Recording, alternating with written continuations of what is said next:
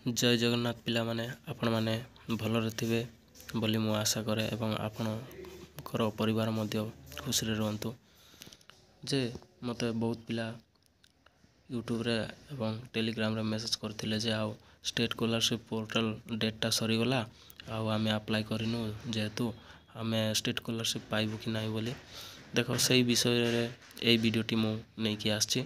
आउ प्रायतः सही डेटटा प्रत्येक वर्ष चेंज होइछि आउ ए वर्ष मध्य हेबो आउ से चेंज होइछि कि नाही ताहा एई वीडियो माध्यम रे संपूर्ण भाव रे लॉगिन करके लाइव रे देखैबी।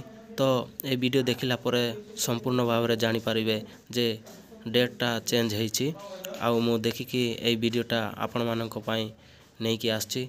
आशा करूछि एई वीडियोटी आपण मानको फुल हेल्पफुल हबो आउ साहाय्य उपयोगी हबो बोली।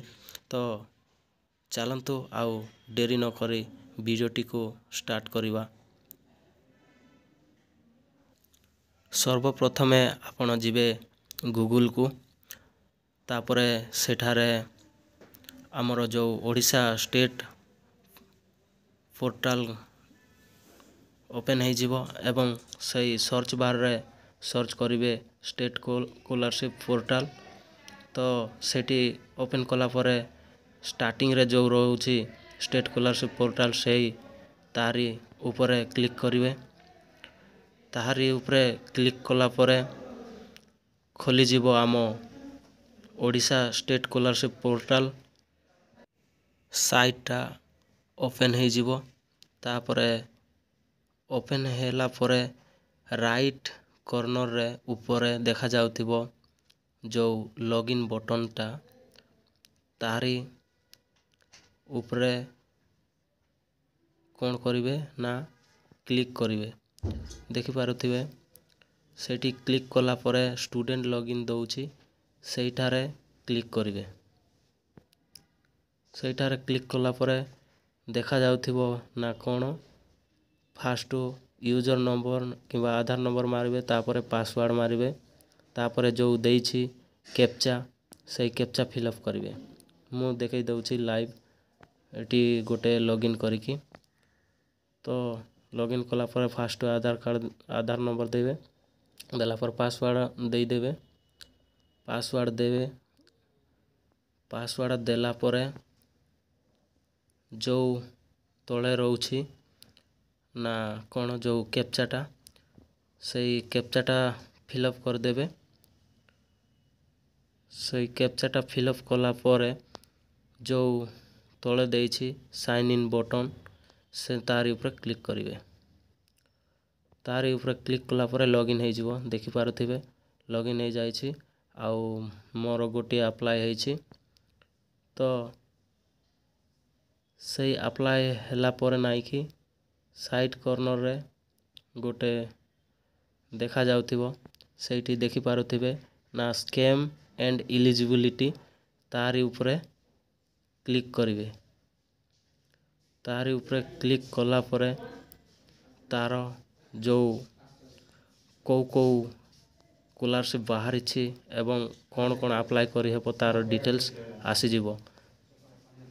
सबु री तଳରେ देखि पारुथिबो ना स्टेट स्कॉलरशिप रो डेटटा एक्सचेंज हो जाइछि ना फास्ट केते थिला नवेम्बर केते रे गोरे बाहरी की डिसेंबर 15 जाइथिला किंतु एहा चेंज हो जाइछि एबे बढ़िछि ना केते पर्यंत जनवरी 31 पर्यंत एहा घुंची जाइछि।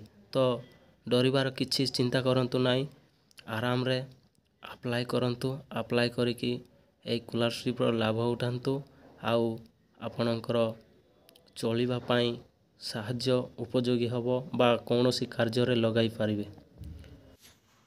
तो या थिला संपूर्ण प्रोसेस ए वीडियो देखि जानि पारथिबे आउ एटा अप्लाई करबा पई किछि नाही।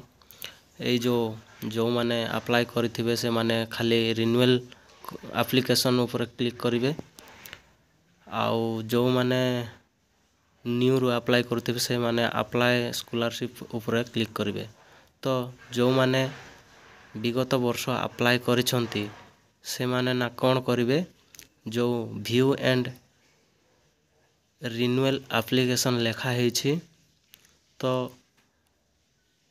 तारी उपरे ना कौन करेंगे क्लिक करेंगे से क्लिक कला परे पेजटा ओपन हो ओपन हो गला परे सेठारे देखिए एप्लिकेशनटा ड्राफ्ट रे थिबो सेटा एडिट करिकी सेठी न्यू डॉक्यूमेंट जाक देबाको पड़िबो ना कौन देबाको पड़िबो रीएडमिशन डेटा सबमिट करबाको पड़िबो हॉस्टल बोनाफाइड सर्टिफिकेट मध्य ऐड करबाको पड़िबो एवं जो हॉस्टल रीएडमिशन डेटा मध्य सबमिट करबाको पड़िबो ताहा बहुत गुरुत्वपूर्ण विषय ताहा न देले तुमे केबे हॉस्टल रे जॉइन करिछ किबा रीएडमिशन करिछ ताहा जदि न जानिबे ताहेले तुम स्कॉलरशिप माने हॉस्टल लिस्ट रे आसीबो नाही डे स्कॉलरशिप रे आसीबो सेति पई हॉस्टल डेटा देबाको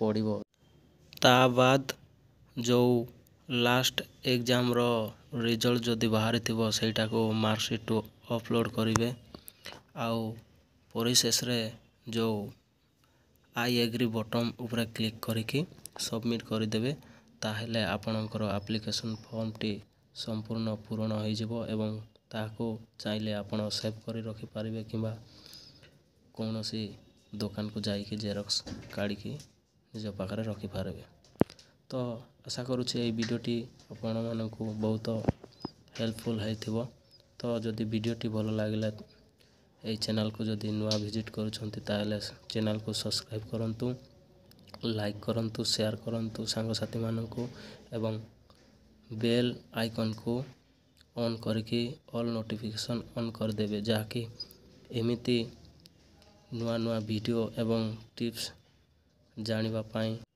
ଆପଣମାନେ ସର୍ବପ୍ରଥମେ ପାଇପାରିବେ ଏହା ଥିଲା ସମ୍ପୂର୍ଣ୍ଣ ତଥ୍ୟ ଏବେ କେମିତି ସ୍କଲାରशिप ଆପ୍ଲାଏ କରାଯାଏ ସେ ଭିଡ଼ିଓ ମୁଁ ନେଇ ଆସିବି ଧନ୍ୟବାଦ ଜୟ ଜଗନ୍ନାଥ।